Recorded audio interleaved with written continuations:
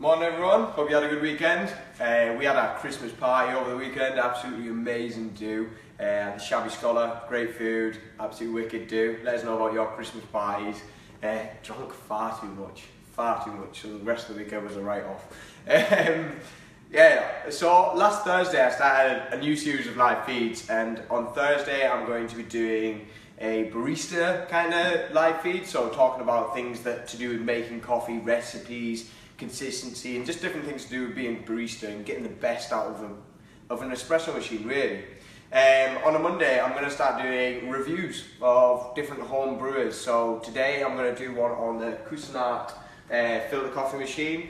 A lot of good reviews out there, to be honest. We bought this one on the basis of a lot of other good reviews. There's normally like a top 10 home filter coffee machines. I'm sure you've seen them.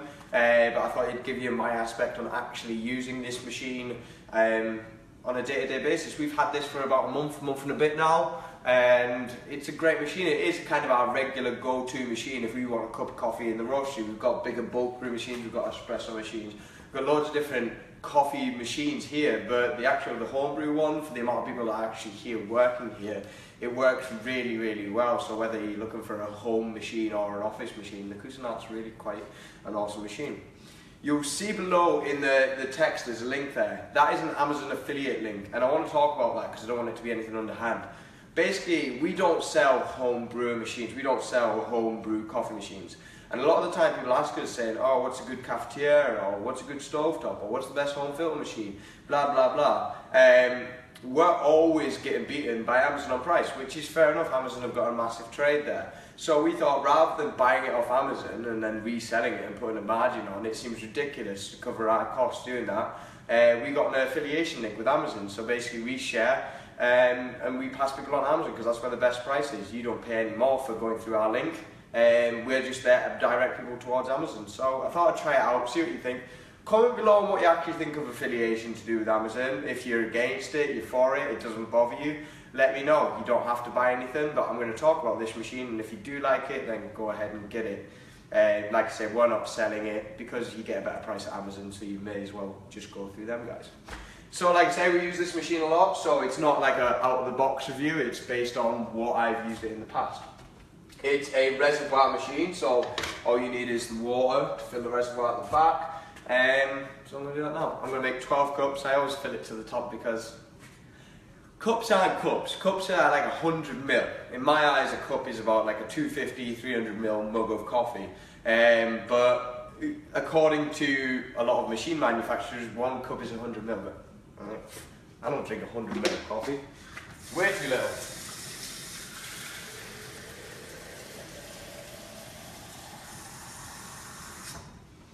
So I just fill it up to the 12. One thing I've found is if you don't put the lid back on, it goes everywhere. It just kind of sprays everywhere and you end up pouring coffee all over the spot. So you just fill that right at the back until there's no more left. I'm going to follow a really simple recipe for making this, and this is a recipe I kind of use as standard when getting used to any machine with any coffee. I use 6 grams per 100 ml, and it's my kind of go-to. And I'm going to talk a bit about that. So the reason I do 6 grams per 100 ml is because normally there's a good flavour from that. Then the laws of extraction, that's pretty good for a filter coffee machine. It ends up with a nice, well-rounded extracted cup of coffee. From there, in that brewer, say for instance I find that it was too weak or too strong, I can adjust my recipe from that 6 grams. But I always think it's a good starting point. It's not to say that that's perfect, but it's a good starting point to go from. So 6 grams per 100 ml, I'm going to do that. If you don't have scales, get some, they're like 10 quid. Chocolate dream, because it's Christmas. Seems to be doing well with the chocolate dream this Christmas. I don't know whether it's just everyone wants warmer flavours, but chocolate dream seems to be doing really good. What's your coffee of choice for Christmas? Comment below. If you haven't thought about coffee for Christmas, then I think you probably should.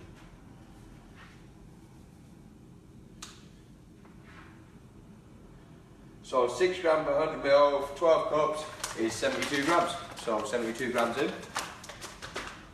Get some milliliter filter papers. You can get them from pretty much anywhere nowadays. And I always fold the bottom and fold the sides, just because I find that the extraction is a little bit cleaner from there. I'm not going to wash the filter paper on this, but it is a good habit to get into, but I'm not going to on this one. And then you simply just pop that in, put the lid down, press the on button, check your machine's on first. What do you think? 1 sec.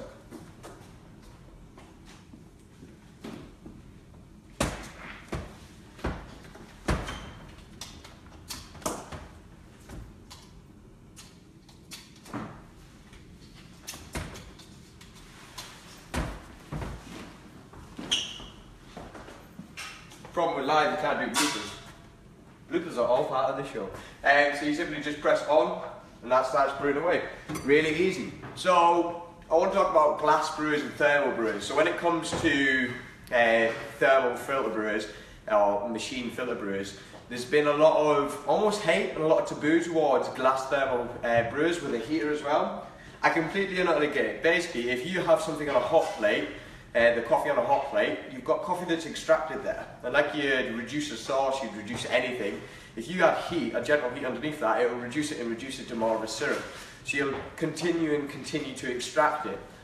They used to get around that in commercial coffees by putting fig into the coffee. So as the coffee would over-extract, the fig would extract also with sweetness to balance it out. I don't recommend doing that, but you can give it a go.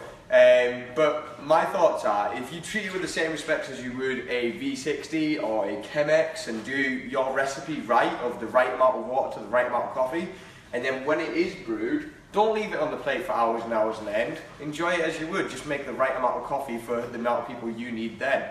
I've gone over and made 12 cups of coffee, but it's Monday. So yeah, my rule of thumb is always make the right amount of coffee anyway, and I don't see the massive distinction between the V60s, between Chemexes, between machine filters, as long as it's there. There is some difference. So if you scrimp and you only spend, say, £10 on a home filter coffee machine, I mean, what do you expect for £10 for something to be manufactured, boxed, machined, all the parts in there? It's a lot of plastic parts, so you end up with a really kind of tainted chemically taste.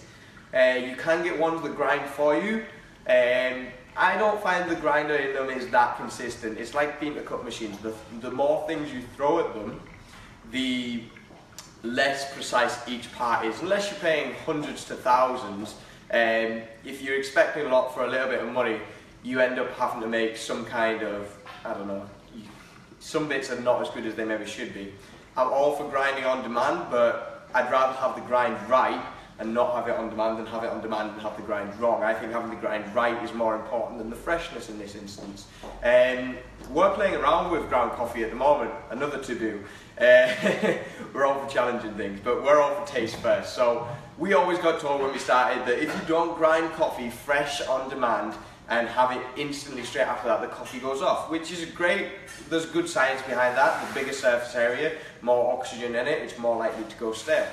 I get the science behind it, but no one ever told us to challenge it, no one ever told us to taste it. So we've left bags for months and months on end and we've tasted them, and they actually taste really, really good. And I don't know if there's something in my head, that perception-wise, that's making me think that it's still better fresh, or if it's not much difference at all. But I challenge yourself, if anyone ever told you not to do something, just try it yourself. I mean, coffee won't make you ill the longer it is. It just, the potential is it tastes stale and flat. Personally, I didn't think it tasted that flat, and especially only if you wheat grind and roast everything fresh to order. So if you're getting like 2 weeks down the line, it's been ground, it's not going to be off. It's not going to be over oxidized, especially in a resealable bag with the one-way valves. It can push all the air out if you like and then seal it. It just gives it that extra bit of protection. As a brewing time, when doing this video, it does seem like a long time, but in normal day-to-day life, you can either set this on a timer, so whenever you want it, if you wake up in the morning, or you can just press it and go get ready for the rest of the day. It does seem like a little bit of a while when you're standing trying to explain it. Things I like about it is the simplicity of it. It's so easy. Yet again, going back to pour overs and handcrafted brews, you have to stand over it, which is nice and it's amazing. It's nice to be part of something, and I will do reviews of like Chemex and V60s, because you do feel more involved with it. You do feel more involved with the process. You can change your pour to get different extraction from it. With this one, it's kind of an everyday thing. I like making coffee and I craft coffee every day in different ways. But there are times where I just want a great cup of coffee and I don't want to have to stand over it and hover over it because I just want a good cup of coffee. So to be honest, I'm a big fan of this one. Like I say, we use it a lot in here. We're going to invest and get in a bigger office brewer in here, and I'll do some reviews on that as and when it comes in. But to be honest, some of the domestic stuff's amazing. I did a review on the Sage barista machine a while ago. We get that one from Tyson's. And it's a great machine, considering how much you spend on it. I think it's about 300, 400 quid or something like that, maybe 450.